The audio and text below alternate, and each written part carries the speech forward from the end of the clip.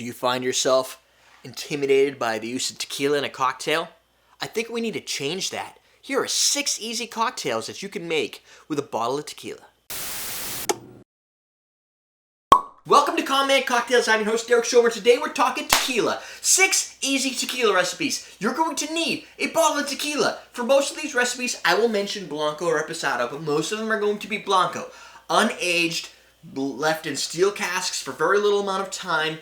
This is the Reposado I put here to reference. It's got a color to it. This is Jose Cuervo, 100% de agave. Do not use a mixto, Cuervo Gold Especial out. Real tequila in. The other ingredients you'll need to be able to complete all these recipes that are alcohol based is the orange liqueur. Obviously, think of margaritas and stuff. And some bitters. So the first recipe, and I'm ordering these from like the easiest to the most complicated of easy.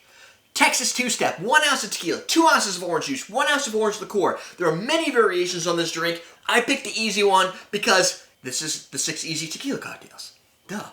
So this drink calls for 2 ounces of orange juice. I suggest freshly squeezed orange juice. You don't have to do what I suggest. I suggest things all the time that people ignore. You do what you want. I'm just giving you my professional opinion as a YouTube guy. The Tequila Sunrise, 1.5 ounces of tequila Blanco, 4 ounces of orange juice, 1/2 ounce of Grenadine or so. It's really for effect. Orange slice and a cherry as your garnish. Add the Grenadine last. Tilt it. Drizzle it down the side of the spoon to give it a nice control so it doesn't splash all over the place and make your drink pink or grapefruit color. That's it. Gives you a sunrise effect. Or it could be a sunset if you play a sunrise backwards. In this case, use a real Grenadine. In all cases, use a real Grenadine. Jack Rudy Small Batch Grenadine, Liber & Co. Real Grenadine, Eli Mason's Grenadine. These are all Grenadines based on pomegranates, which is the base for Grenadine. Turns out it's not high fructose corn syrup in red number 40. The next recipe, the Matador. This is 1 ounce of tequila, 3 ounces of pineapple juice, 1/2 ounce of lime juice. Shake, strain, serve, similar to maybe like the hybrid of a Tequila Sunrise meets a Margarita. You've got that kind of lime tequila thing going on, but you're bringing in pineapple juice, which I find to be kind of like the cousin of the agave plant. They even have spiky things. I find that a lot of good rich agave kind of smells like an overripe pineapple. The next recipe on the list is the Paloma. You might have heard of a Paloma. It's not new. This specific recipe for the Paloma is 2 ounces of Blanco, or you can use a Reposado tequila, 1/2 ounce of lime juice, a pinch of salt, top with your favorite grapefruit soda, and call it good. The question you might be asking is, Derek, you tell me never to use top as a measure. I didn't create the recipe, folks, but I would suggest 4 to 6 ounces, and here's why. If I top my drink using that recipe in all 3 of these glasses, the ratio of soda is going to be wildly different because they're all wildly different sizes, right?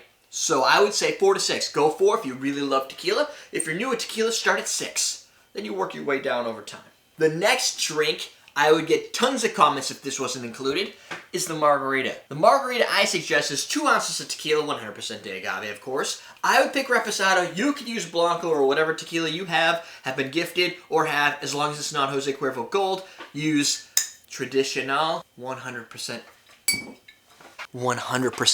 de agave. Anyway, the drink is 2 ounces of tequila, 1 ounce of fresh lime juice, 3/4 ounce of agave nectar, 3/4 ounce of orange liqueur, lime garnish. Done. If you're like, dude, that's too sweet, I don't want agave nectar in my drink, fine. This is what you want to do. You can make a margarita with 2 ounces of tequila, 1 ounce of lime juice, 1 ounce of orange liqueur. Leaving the orange liqueur is the only thing that's going to sweeten up your drink. So it's going to be definitely a little sour forward, which is okay because a margarita really is just a tequila sour to begin with. You could almost look at that as the base for a tequila martini if it just had vermouth. And the last recipe, the one that I would be remiss to not mention because mules are so popular, not the animal, but the Moscow mule, is the Mayan Mule. This drink, 2 ounces of Reposado tequila. You can stick with your Blanco if that's what you have. 1/2 ounce of lime juice, 2 dashes of Angostura bitters, 3 ounces of ginger beer. I'd like a hot and spicy ginger beer. Use like a Q ginger beer or Fever Tree. Mint sprig, lime wheel, you're done.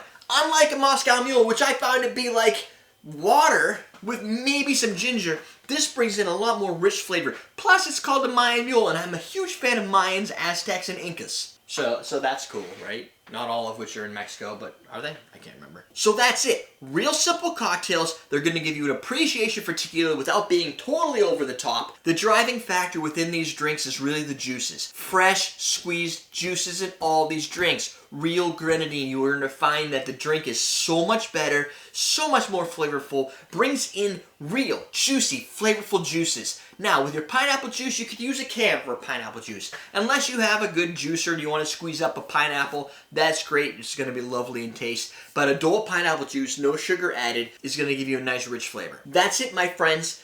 Go spread the word of tequila, 100% de agave. Don't forget to subscribe, like, and share this video. If you really love us, go to patreon.com/CMC and help fund the show. Because there's going to be more stuff like this that's going to be valuable to you. I know you want to help.